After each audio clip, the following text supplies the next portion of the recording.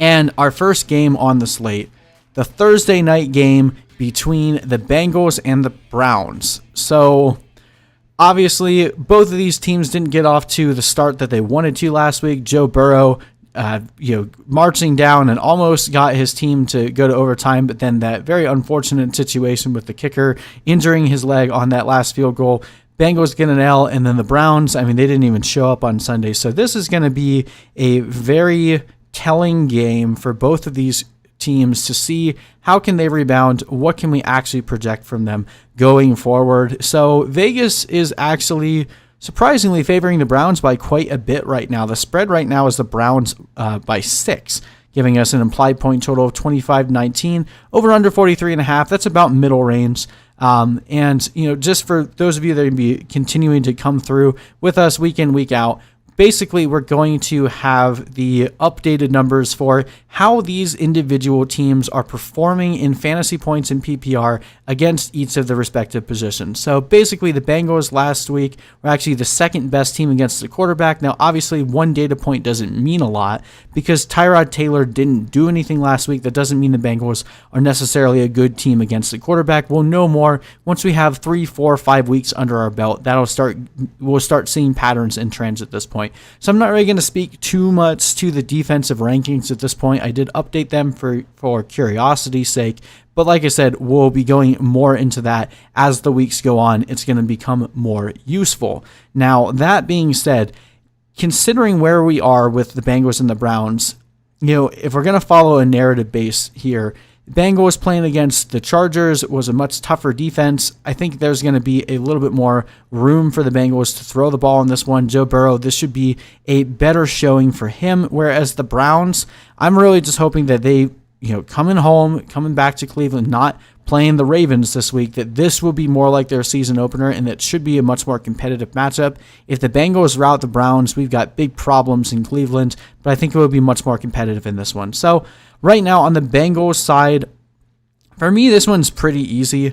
Being a middle of the ground over under, not really having much faith in either Mayfield or Burrow. Not going to start Burrow in this one. He could have a decent game. Again, the Browns, had a pretty bad defensive showing and are already pretty beat up overall on defense. But I'm not going to be starting Burrow unless you absolutely have to in like a super flex league.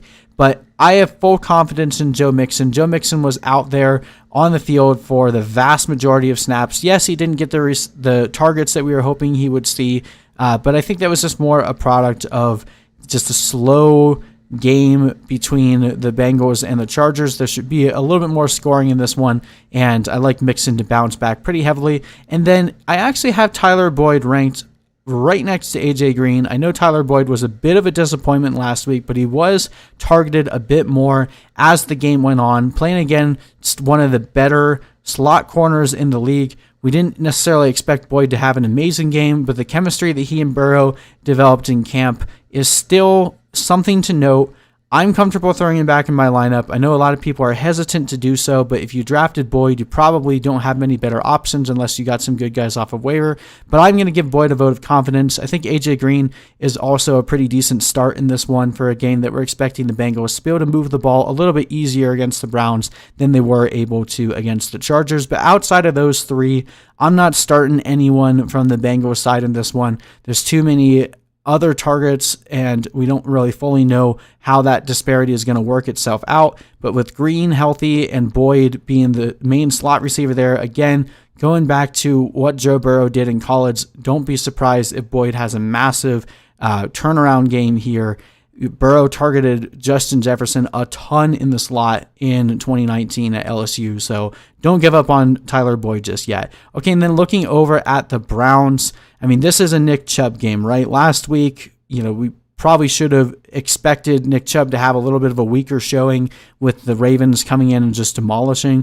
Nick Chubb is always going to have a better game script and a better chance at scoring fantasy points when the game script is more in favor of the Browns, but that doesn't mean you can't start Kareem Hunt. I think both of these guys, we saw pretty much a 50-50 usage split last week. Hunt actually had more touches, even though Chubb was on the field a bit more, and Chubb actually ran a few more routes.